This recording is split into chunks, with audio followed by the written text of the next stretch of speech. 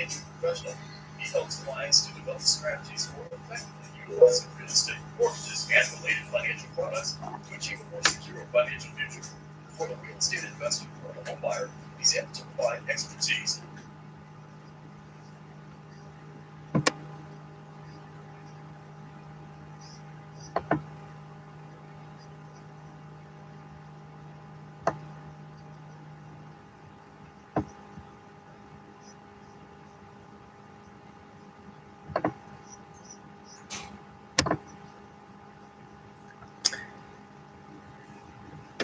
And hello, South Florida. Welcome to another live edition of the Real Estate Show, South Florida's #1 program about real estate, America's longest running daily radio show all about the topic of real estate. My name is Eric Willner, and we are here live Monday through Friday. That's 5 days. That's 5 live shows a week.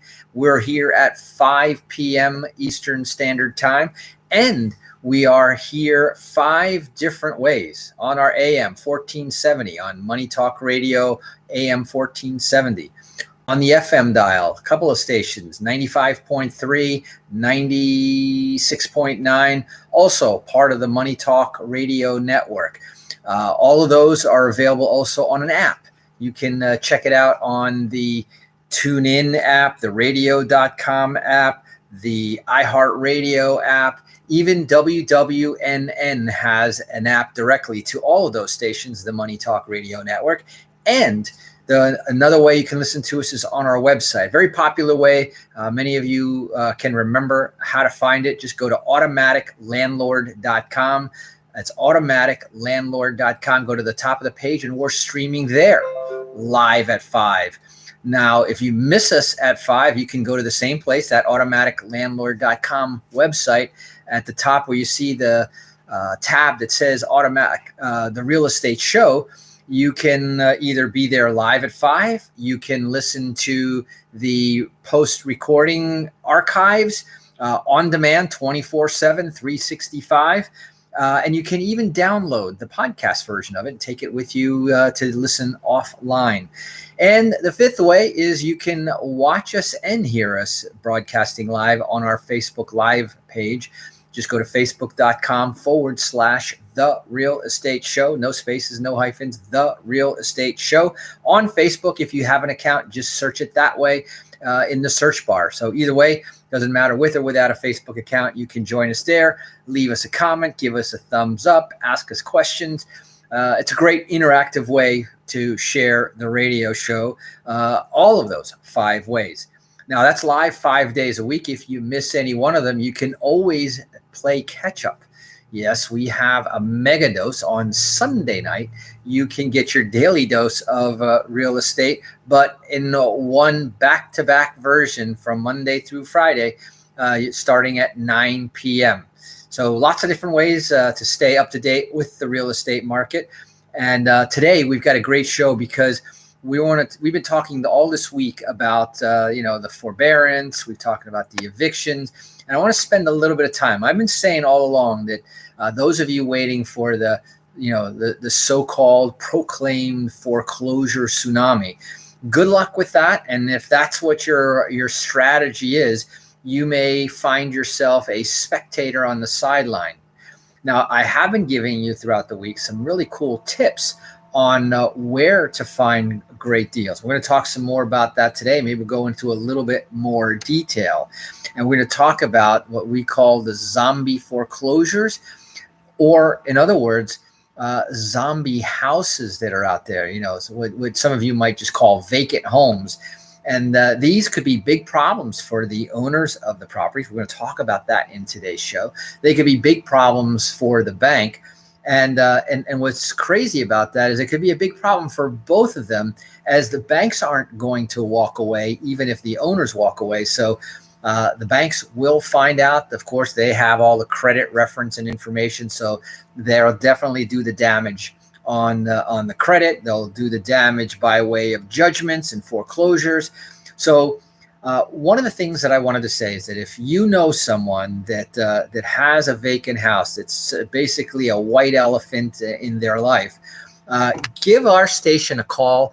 contact us on automaticlandlord.com, because there's a couple of things that you can do. Foreclosure should never, ever, ever be the option for you there. A couple of other things of housekeeping before we jump into that. I also wanted to let you know that we're going to talk a little bit about the mortgage rate forecast for the coming several months. And then I want to talk to you a little bit about, I made mention of this, about the average net worth of Americans. And I said I was going to go in and look at one of the statistics. And let me tell you this much. I will look at the statistics by people who own a home versus people who don't own a home. And here's an interesting thing. For those people who own a home across the entire United States, now you know that the average value, or I should say the median value, and there's a big difference. The average is the average of all of them. And so the super high and the super low tend to skew it sometimes. And if there's more of one than of the other, that will definitely skew it. So the median is really a more interesting number, because the median, if you were to look at the old bell curve, that's the number right in the middle. It's where, the most people are right around that number. And it also tells you that exactly half of the population is above that number and half the population is below that number. And so if you look at the average net worth, and that's the one that's a little bit skewed, of someone who owns a home, is $1,102,000. That's the average net worth of somebody who owns a home. Now the median, which is not skewed by big numbers. So when you hear about, $100 million homes, in fact, I've got this magazine that I received, and the number of $30 million homes, $50 million homes, $100 million residences, New York City, Los Angeles, Florida, Miami. I mean, I'm telling you that it tells you got to raise your game a little bit. It certainly was a humbling thing to read through that magazine.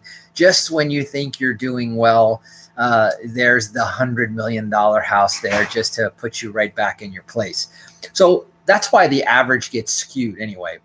But if you go to the median, the number is a much more realistic number, a much more down-to-earth number, that the median net worth of a homeowner is $255,000. In other words, $250,000 without the skewing. That means half of all of the homeowners have less than that much, and half have more than 255. Call it $250,000. Now, here's the dramatic number, and I gave you some rough ideas the other day. But if you don't own a home, the average compared to that $1,102,000, so $1.1 million, let's call it for a homeowner, $95,000 for non-homeowner. That's when you use just averages, the skewed. That's a 10-to-1 ratio that you can see. Now, when you start looking at the real numbers, the median numbers, as I said, with a home, median net worth is $255,000. Without a home, $6,300. I thought it was $9,000, so it's 60% less than what I even thought and talked about the other day. And P.S. Now we're not even talking about a 10-to-1 factor with all the skewing. Now we're talking about a more than 25-to-1 relationship. So, Your Honor, I rest my case when it comes to why you should own a home. And I'm telling you right now that the timing right now is particularly interesting. And we talked at the end of last week and the beginning of this week, we were sharing J.P. Morgan, Smith Barney, Merrill Lynch, all of these different brokerage houses that are recommending that if you're thinking of buying real estate, to buy it now, because real estate will be more valuable 1 year from now. So once again, to all of those hurricane, tsunami, tidal wave theorists about the foreclosures, good luck, and then don't say that I didn't tell you so because I told you so. and it's recorded. So if you tell me that I didn't tell you so, I'm going to point you to today's date on the recording. I told you so. But that being set aside for a second, let's go back and talk about this real estate opportunity. And then in the second half, I also will want to talk to you about, and I'm trying to see where I put that article. I have an article talking about the evictions that are coming. And I think that the evictions are a much bigger story coming up. And for that reason, I want to talk a little bit more about that, because where the homeowner has an asset, the tenant does not. And where the homeowners have been coming off the forbearance. Now, forbearance only applies to a mortgage. It's a mortgage term.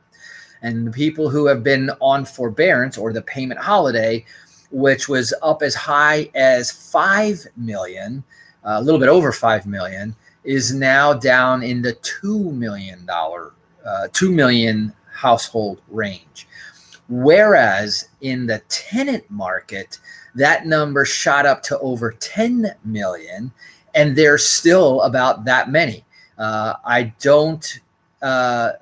looking for an article that ties if there's a correlation, but it's showing me that there isn't one. That homeowners take this stuff much more seriously.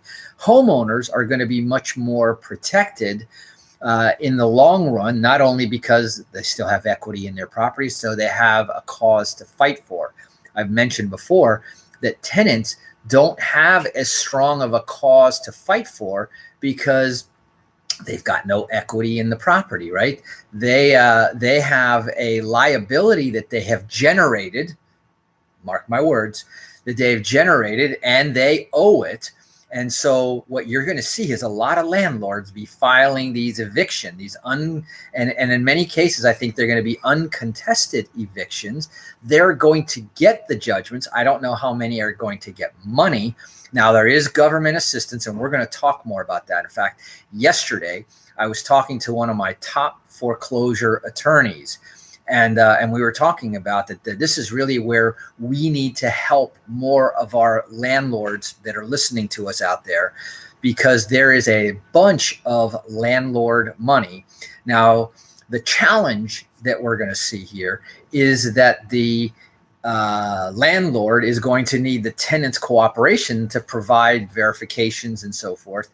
And so we're talking about different ways to get the two parties to cooperate for both benefits, because otherwise no cooperation will mean that there will be an uncontested eviction, which means that there will be a judgment against the tenant, which means the tenant will carry that. Their credit scores will drop.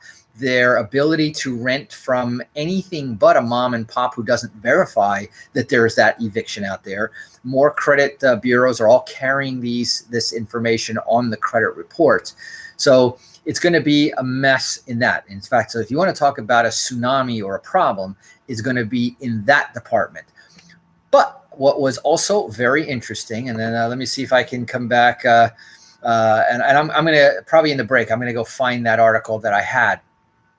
But in the meantime, I want to cover something else. We're going to talk about the evictions and where the evictions might have some help from the state level once the federal, they lift the bans on evictions and foreclosures, but some of the states may still step in and at least prolong. I don't think that they'll forever stop it.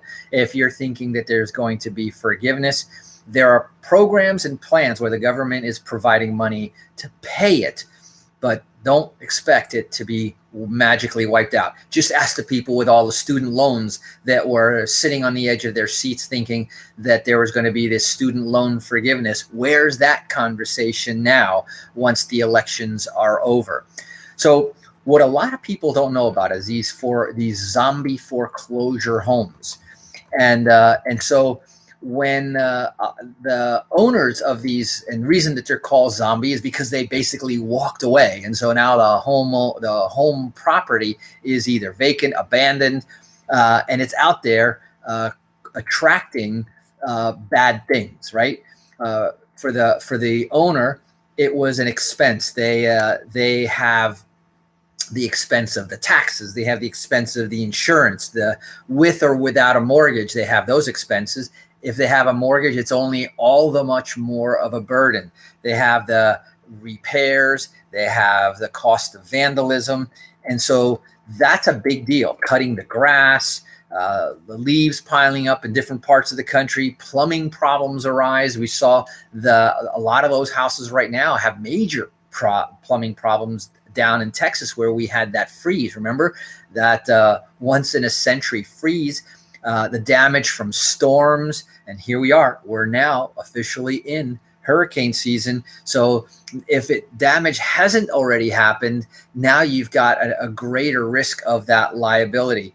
And the owner of a vacant house often knows there's neglect and may welcome a call from an investor like you and I, willing to buy and take that problem off their hands. We also talk about the 3 V's, the vermin, the vagrants, and the vandals. And we're going to talk about that when we come back from our break.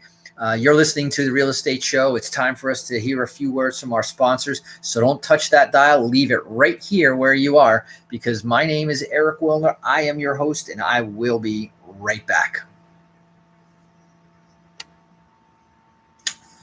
Where did I have that article?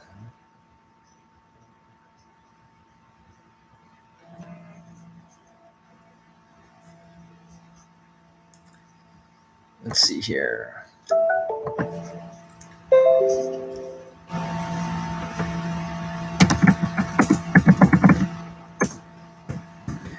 are you guys doing there? Erica, Felipe.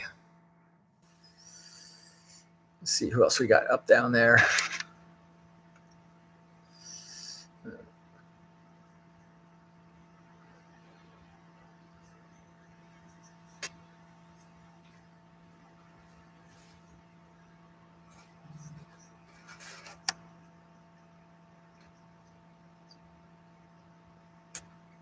We're back there. Let's see here.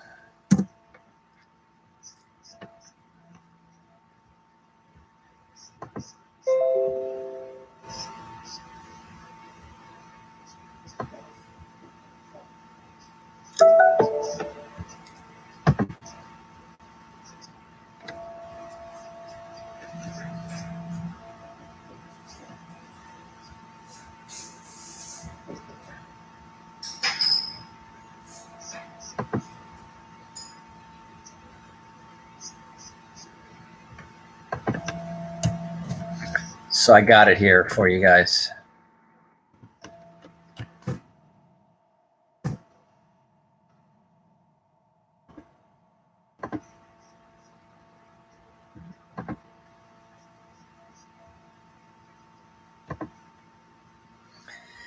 And welcome back. For those of you just joining us here on The Real Estate Show, you're listening to America's longest running daily radio show all about real estate. Monday through Friday at 5 p.m. We're here right where you're listening to us right now. So if you found us here, I don't need to tell you about all the other 5 ways. You want to find out about it, go to our website at automaticlandlord.com, which is the sponsor here of this radio show. So I was talking right before the break about what I think we're going to see a split in the road, a real fork when it comes to the eviction moratorium and foreclosure moratorium.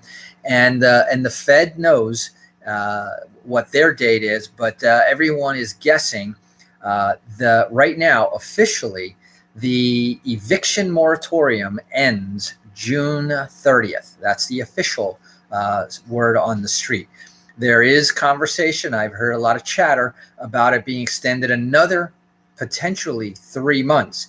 But here's the big difference that I was talking about before the break, is that about 60% of the people who were in forbearance, let's talk about the homeowners, the landlords and homeowners, that's both in one category. Those are the people who were not paying, were delinquent on their mortgage.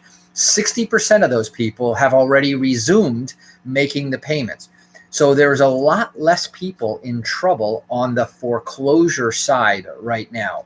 And I anticipate that once it's official that date is running out, that many more of the remaining unpaid balances or non-payers are going to be contacted by or will themselves contact the lenders and work something out so that they can avoid the foreclosure. On the other hand, I've been saying that there have been a lot of investors filling up their piggy banks, their war chests, and they are ready to go on the sidelines. Lenders, they're ready to go on the sidelines as well. And if there's not, good good faith negotiation on the homeowner's part, or if God forbid you forget you avoid the lender's calls, they will have no choice but to put in the motion the foreclosure. And I will tell you, because I've been to more of those hearings than probably the only ones been to more hearings than me are the attorneys themselves, but representing people that we have helped, representing investors buying, selling. I've sat in court. In fact, it was kind of funny that I am recognized by more lawyers in there who know who I am, and judges who confuse me with a lawyer because I'm sitting in some of these hearings. And I'm going to tell you that the judge at the end of the day, you can have all sorts of excuses. The lost note defense, gone now. The judges don't even want to hear that. In fact, I'll tell you that the bottom line is the judge will ask, did you pay? The answer is no. Can you pay? If the answer is no, it's going to go straight to a judgment. If you can pay, or if you have a plan, I have a contract, I'm going to sell it, or I'm in the process of a short sale negotiation or something like that, there's a possibility to get enough time to complete it. But no pay, no stay. That's the bottom line. And that's on the homeowner side. But as I said, from 5 million to 2 million, and I think that'll be cut in half again, at least, by the time all is said and done. And when you look at in the scope of a country with 350 million population, that if there's 1 million properties that are that are in foreclosure at the end of the day, you'll see that in terms of percentages, it's not going to wreck the market in any way, which is why all of these major brokerage houses, who, by the way, are competing for money with the real estate market. So it's not in their divine interest to promote real estate, right? But they're telling you real estate is not going to go down in value. It's going to be worth more in a year from now than it is today. Those are the experts, and that's the information that they're telling their best clients. Now, on the other fork of the road are the tenants. Now, the picture there is, I think, a lot more bleak. And that's why I was going to this article. Here's one article here. More than 10 million renters are still behind. Now, they may be paying, but are still behind as the eviction ban is about to end. And so that was an article that I thought was really worth talking about, because even as the pandemic fades, and it's fading, more than 14% of renters are behind on their rent, according to analysis by the Center on Budget and Policy Priorities. That means that millions could be at risk of eviction when the national moratorium expires at the end of this month. And so it goes on to say the same thing. That finding comes from the data collected by the Census Bureau between May 12th, this is recent stuff, May 12th and May 24th. So a study that ended about a week ago, and analyzed by the Center on Budget and Policy Priorities. The CBPP, for short, also found that more than 26% of Americans continue to have trouble meeting their usual expenses, and around 9% couldn't afford enough food. So that's a pretty dire situation for some of these people. And remember what I just told you about the net worth. Now, You can't go and say, well, the evil homeowners, those capitalists, because they're doing what you should be doing and what I would love to help more people to do. Remember, nowhere else do you hear say, I don't care what your credit is. I don't care what your income is. What I do care is that if you can afford your rent payment, you could afford to own a house. Doesn't matter if you don't have a down payment. Doesn't matter if you don't have good credit. We have the fix for that as well. Contact us at automaticlandlord.com. That's automaticlandlord.com. Or you can call us at 888-595-7779. That's 888-595-7779. And let us help you with that situation. Anyway, that's it for today. We'll be back again tomorrow. Tomorrow is our TGIF edition of the Real Estate Show. So stay tuned for that. We'll be back right here in the same place you found us. So until then, drive safe, wash those hands, and make it a great day. Bye-bye.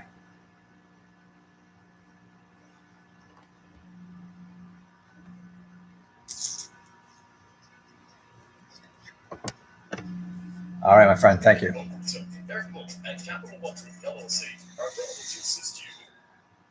Brian, my friend. Those of you on the YouTube, thank you and good night.